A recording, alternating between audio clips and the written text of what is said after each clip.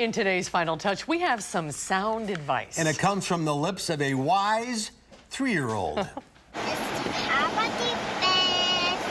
Just calm down. And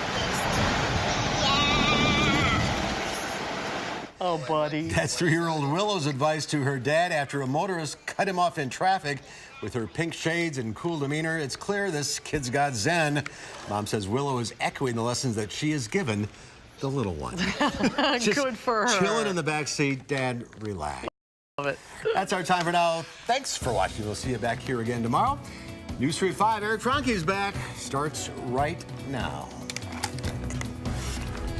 And right now at 5, why organizers of the Pride Parade this weekend say law enforcement and firefighters will not be marching in that parade. A woman recently widowed is now looking for her lost dog who ran away after her husband's death. And tomorrow, voters hit the polls in Wisconsin's primary election. How the city of Madison is preparing for the voters. This is News 3 at 5. Thanks for staying with News 3. Madison police will this weekend's Pride Parade. The organization putting on the parade made the decision last week, and tonight police will go over it. More in a listening session downtown. Our Amy Reed is standing by live. Amy, this is making a lot of people upset. Yeah, many people don't understand this decision to pull police from the parade this weekend. Madison Fire Department actually announced about an hour ago they won't be marching either to show support for the police department. And this feels kind of sudden from this perspective, but from the other perspective, from outreach, this decision has been brewing for more than a year. Last year, after the Charlottesville protest, outreach said that they'd be increasing police presence at that parade, and people got mad. The director of outreach said since then, the board of directors has been listening to members of color and transgender members in the organization, and they feel marginalized in the community. Some groups that partner with outreach, like the Wisconsin Burlesque Association, for example, openly protested the idea that police would still march in the parade. Some members started organizing counter demonstrations and boycotts for the parade. They also called sponsors and asked them to pull sponsorships. Ultimately, the board made the call to pull permits for law enforcement. We felt like we really needed to listen to the concerns of these people because they're the people that we serve. We don't want to be just serving a small portion of the community or, like the white clients. We want to be able to reach the most marginalized clients as well. Madison Police Chief Mike Koval made a post about this earlier on his blog, saying he's disappointed with the decision but respects it and understands the complex issues at hand. Now, police will still be security at the parade this weekend. That's required by city code. This meeting is still about an hour away, and we hope to hear more on this issue from the perspective of Madison Police Department. Back to you. Amy Reed reporting live. Amy, thank you. Dodge County officials have identified the man killed in a motorcycle crash on Wednesday. The Dodge County Sheriff's Office says 56-year-old David Conforti from Hartford was killed in that crash. Deputies say they received a call just before 2 p.m. Wednesday of a motorcycle that had crashed on County Highway R. This is in the township of Lebanon near Watertown. Deputies say Conforti was driving northbound when he failed to negotiate a left-hand curve, entered a ditch, was thrown from his bike. The crash remains under investigation. All right, let's get a look at your first alert weather now. A warm start to your work week. Chief Meteorologist Gary Canalti now in the Weather Center. Gary? Certainly is, Eric. After a warm weekend, temperatures will remain pretty warm for one more day before showers and thunderstorms on Wednesday drop our temperatures a bit. As we take a look at visible cloud track, kind of interesting. Watch the start of the loop here. You can see the valley fog in southwestern Wisconsin give way to bright sunshine, and then some cumulus clouds popped up. Not much in the way of rain anywhere around here. You can also make out the smoky haze from the wildfires out west that continues to plague parts of the Midwest. The nearest rain of any consequence is still up in North Dakota, so we're looking at a mainly dry forecast probably through much of tomorrow, if not tomorrow night, before the chances for showers and thunderstorms move in on Wednesday. Low temperatures this morning started out mild thanks to the high humidity. Here in Madison, we dropped to 63 degrees. Temperatures range from the upper 50s to the middle 60s. Current temperatures, though, are in the middle to upper 80s. Again, a little warmer out in west central Wisconsin. La Crosse at 91, Black River Falls at 90 right now. Dew point temperatures are in the mid 60s to the upper 60s. A few places close to the 70-degree mark, and the humidity levels will continue to increase. We'll look for heat index values that are in the upper 80s right now to perhaps hit the 90-degree mark tomorrow. Look for temperatures to drop only into the middle to upper 60s by early tomorrow morning with a little patchy fog. Tomorrow will be a partly sunny, very warm and humid day. Just an outside chance of a shower or thunderstorm with a high of 87. Heat index from about 89 to 94. That's your first alert forecast. All right, thank you, Gary. An investigation is underway into what caused a fire at a townhouse on Madison's west side. Dane County Dispatch received the call around 10:30 this morning, reporting a fully engulfed fire at 703 Cricket Lane. Firefighters saw heavy fire and smoke coming from the back of the building when they arrived. 35 firefighters responded, and they had the fire contained in less than an hour. There was reports initially that people might still be in the building, and that changed our focus to a real strong rescue mode from fire attacks. So we sent crews in immediately, and we were happy to say that there was no residents at home at the time of our arrival. Everybody had managed to get out of the building. Firefighters say no one was injured in the fire. They did rescue 2 dogs and reunited them with their owners. Police say a Madison man threatened to blow up his East Side home Sunday night after they responded to a reported domestic dispute. This was on Blue Jay Lane near the airport. Police say they located 42-year-old Michael Cisneros next to a burning blanket and a propane tank. Officers discovered a fire burning near his neighbor's home on Oak Park Terrace. The Madison man was found Sunday night next to that blanket. Officers closed the valve on that propane tank, took a lighter from Cisneros. Firefighters then extinguished the flames. An Iowa woman who came to the area so her husband could receive medical treatment is still mourning his death. She can't go home yet. She's in Middleton, hoping to find her lost dog who ran away within days of her husband's death. Our Madeline O'Neill tells us about her efforts. Maddie? As Sarah Tiger's husband, Jack, stayed in the hospital, her in-laws brought Jack's best friend up to visit. Sarah describes their Shepherd Beagle mix named Hope as a daddy's girl. She says Jack's last words were "my Hopey Hope" before he died on August 5th. On August 3rd, a woman taking care of Hope lost track of Hope in the Middleton area. Sarah has been searching ever since, making flyers, talking to residents, and spending much of her time at Mendota Campground, where there have been multiple sightings of the dog. She's everything. She's all I have left.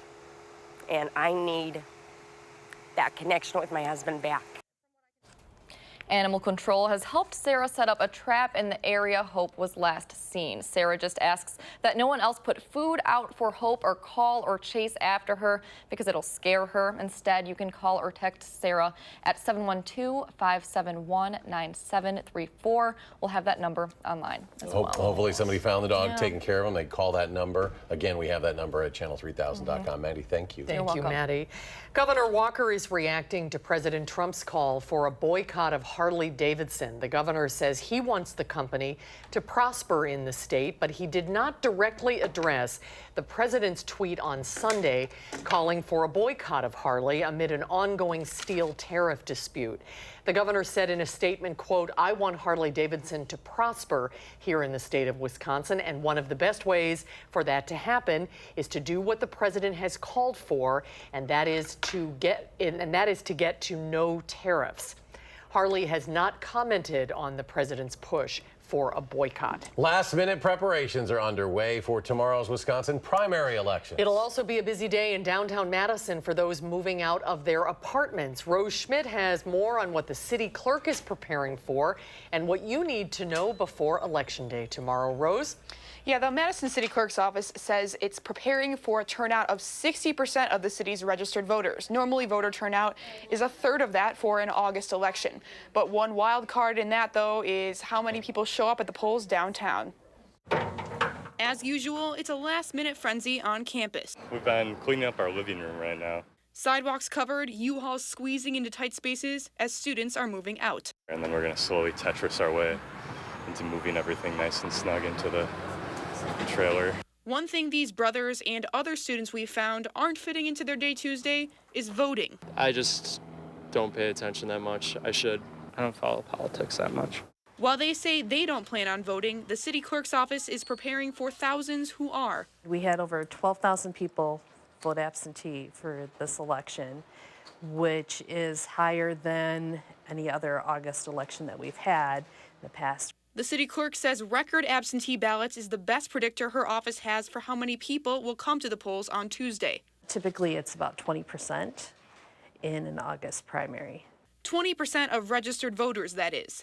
And if you plan on heading to the polls Tuesday, make sure you're choosing a political party at the top of your ballot and only voting for that party. If you don't choose a party and then you vote in multiple parties on the ballot, nothing on your ballot will count. That's all if you go to the polls in the first place. It might be difficult to get around downtown because it's move-out day. Which might be something to consider if you're already waiting for your new lease to start. We don't get to move in for 2 days, so we gotta wait, keep ourselves in the truck. If you are moving out tomorrow, an important note, you should vote at the polling place for the address where you've lived within 10 days prior to tomorrow's election, not the polling place for your new address. The polls open tomorrow at 7 a.m., and if you're not currently registered to vote, you can do so at your polling place tomorrow. Big day tomorrow. Rose Schmidt from the newsroom. Rose, thank you. And tomorrow at the polls, you'll have to pick one party to vote for. On your ballot, you'll pick Republican or Democrat or third party.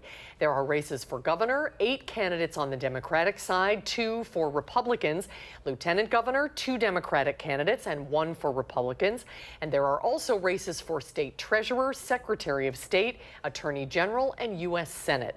We have much more information on all of the races tomorrow and the candidates on our website, channel3000.com. More than 24 Madison food vendors are preparing this week for the 3rd annual Black Restaurant Week. This year's event dedicated to the memory of Bonefish Grill owner and chef Rod Ladson, who died last month. It is the first Black Restaurant Week without him, but area businesses are gearing up for this to be one of the busiest yet. With more than 24 vendors participating, organizers say Madison is very unique for a city of our size to be able to put on a week like this one. As far as we've identified, we are the first in the country to offer Black Restaurant Week. A great deal of cities are actually catching on and offering Black Restaurant Week to really hone in on Black restaurants. Black Restaurant Week, sponsored by the Madison Black Chamber of Commerce. Deals at local restaurants will run through Sunday. More to come on News 3 at 5. Up next, the FBI has fired the veteran agent who sent text messages criticizing the president. We'll have the very latest on that story. Plus, thousands of people are injured as a boardwalk collapses in Spain. And on Wall Street, the Dow sheds 125 points today. The Nasdaq was up and down all day before finishing down 19, and the S&P lost 11. We'll be right back.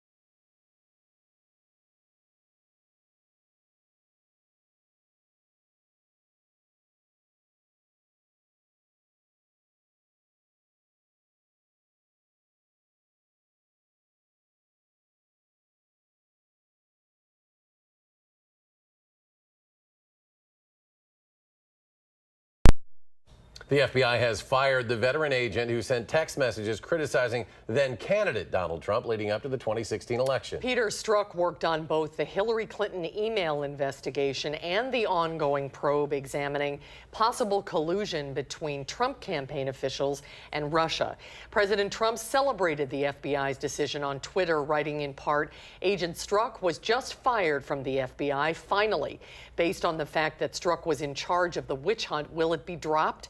In a tweet this afternoon, Strzok wrote, "Deeply saddened by this decision. It has been an honor to serve my country and work with the fine men and women of the FBI." President Trump traveled to upstate New York to sign the defense bill named for Arizona Senator, former prisoner of war John McCain. The bill provides $716 billion for the military. $22 billion goes for nuclear weapons programs, $69 billion for U.S. war efforts. It increases salaries by 2.5%. It authorizes a parade that the president has been planning for the fall. After years of devastating cuts, we're now rebuilding our military like we never have before. President Trump has made military spending a top priority, and he had plenty of support in Congress. The defense bill was approved with overwhelming bipartisan support. A boardwalk collapse in Spain injures more than 300 people. It happened at a seaside music festival during a concert. It happened at an oceanside boardwalk in the Spanish city of Vigo around midnight during the closing act of the three-day festival. Port Authority officials suspect there was a structural problem with the boardwalk, which is supported by concrete pillars, and that excessive weight probably caused the collapse. 2 people are in intensive care, but are expected to survive. The University of Maryland investigating football coach DJ Durkin's team culture after placing 2 key members of the coaching staff on leave. According to ESPN, it was about 80 degrees on May 29th when 19-year-old Jordan McNair showed signs of extreme heat exhaustion about 45 minutes into a preseason workout. McNair was taken to the hospital where he died 15 days later. Several current and former Terrapin football players and staffers believe a coaching style defined by intimidation is partly to blame. According to ESPN, there was often extreme verbal abuse. Coaches would throw weights toward players, and some players claimed if a player was on the ground from exhaustion, medical staff would drag them off the ground and make them run. Is this man suffering from the symptoms of heat stroke? And the answer to that would have been yes, yes, yes. And he would have been taken into the training room and iced down. In a statement, the university promised a full investigation, saying, quote, "Humiliating and demeaning a student is not only bad teaching and coaching, it is an abuse of the authority of a teacher and coach." Police say a Utah man crashed a small plane into his own home just hours after being released from jail for domestic violence. Police say Dwayne Yaud intentionally piloted the plane into the home around 2:30 in the morning. Yaud's wife and an 18-year-old were inside the 2-story house at the time, but managed to escape the fiery destruction. He was released from jail just hours prior. Police say he was arrested for attacking his wife Sunday night. Yaud was an experienced pilot who worked out of a nearby airport where it's believed he stole the private jet. Let's head out to the weather patio for a check on the forecast. Gary Canolti is watching the weather. Hi, Gary. Hi, it's pretty humid out here, or getting humid. The skies have been partly sunny. We've got a bit of a haze in the air again. That's some of that wildfire smoke. Not quite as hazy today as it was yesterday, but still there's a little bit of haze out there. And I just want to put out another message. If you're interested in submitting a picture for our 2019 Wisconsin weather calendar, now's the time to do it. We're taking entries all the way up through the end of the month. Send that digitally if possible. That's probably the best way to do it. But send it via email to weathercalendar@WISC-TV.com. You can enter as many times as you like. If your picture is chosen for the calendar, we'll give you some free calendars and give you full credit in the calendar itself. Now, as we check out the visible cloud track across southern Wisconsin, you can see we've had some hazy sunshine, just a few clouds popping up, but not much in the way of precipitation anywhere around our part of the Midwest. Really, you have to go up into North Dakota before you see any significant area of showers and thunderstorms. And that's with a cold front that will affect us probably later in the day on Wednesday, it appears now. Future track temperatures about this time tomorrow, or just before this time tomorrow. Look for high temperatures to be in the mid to upper 80s through much of the state. Notice that cold front will already be in northwestern Wisconsin, where temperatures will be about 10 degrees cooler.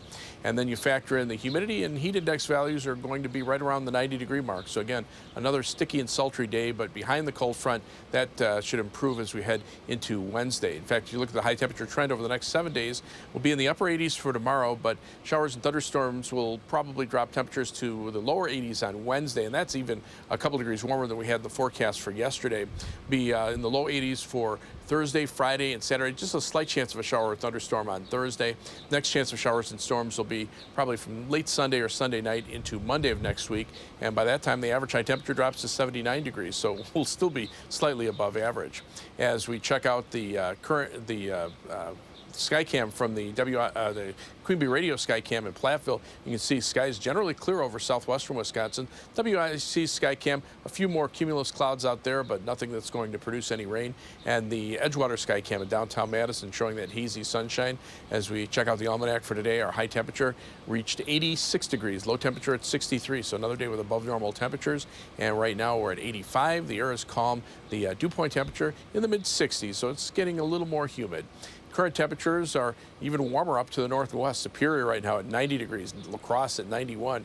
Even near Lake Michigan, Milwaukee just a tad cooler at 82 degrees. Our forecast for tonight, mostly clear, mild, a little patchy fog, low temperature dropping to 66. Then for tomorrow, look for another partly sunny, very warm and humid day. High temperature will top out at around 82 or 87 degrees, but the heat index for tomorrow will probably be somewhere in the 89 to 94 degree range. As we check out future track, you can see quiet conditions overnight, a little patchy fog toward tomorrow morning, lows in the mid 60s. High temperatures tomorrow, middle to upper 80s with partly sunny skies, just an outside chance of a shower or thunderstorm. Same thing for tomorrow night, probably by early morning seeing a little better chance for showers and storms, lows in the mid 60s, and then showers and storms likely on Wednesday with high temperatures around the 80 degree mark. As we check out the 7 to 10 day forecast, you'll notice the temperatures will be back in the lower 80s for the end of next week into the following weekend. Again, a chance of a shower or thunderstorm from late Sunday into Monday of next week, and then temperatures warm up toward the end of next week.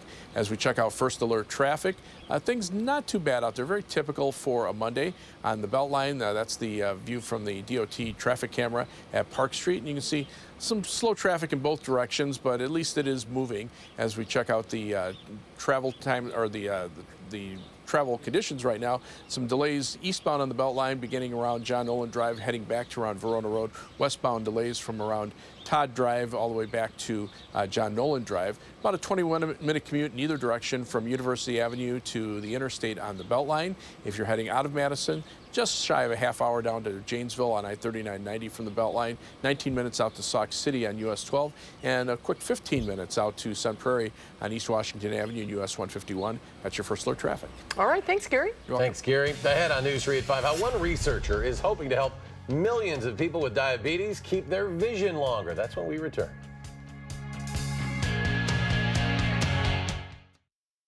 News 3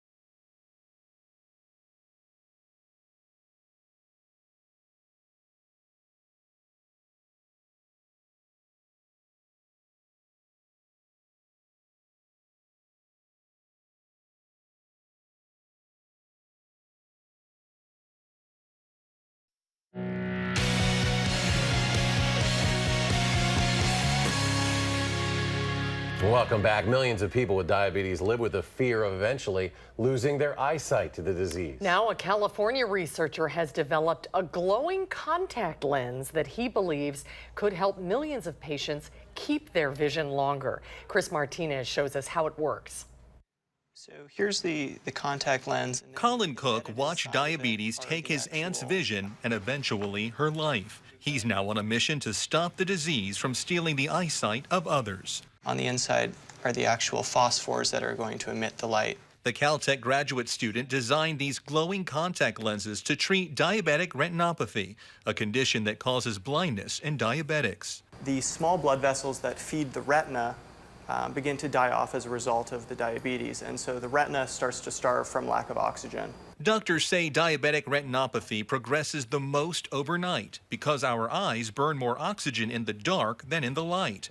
So Cook designed his lenses to wear while sleeping, emitting just enough of a glow for the retina to detect. To trick the eye into thinking it's daytime so the cells aren't consuming as much oxygen. That helps preserve the cells and the patient's eyesight. And it's these inner vessels that actually start to die away in the disease. Cook says his lenses offer an alternative to painful existing treatments for diabetic retinopathy, which include injections in the eye. While the contacts can maintain their glow up to 12 years, he foresees temporary pairs for users. Probably about a year, and then get a new pair of lenses. He believes his invention could help maintain a user's vision for years. Chris Martinez, CBS News, Pasadena, California. Cook says because the contact is so close to the retina and moves with the eye, the glow essentially goes unnoticed by the brain, allowing users to sleep despite the light. He hopes to start testing the lenses in a clinical trial soon. Stay with us. We'll have a final check of your forecast in a moment.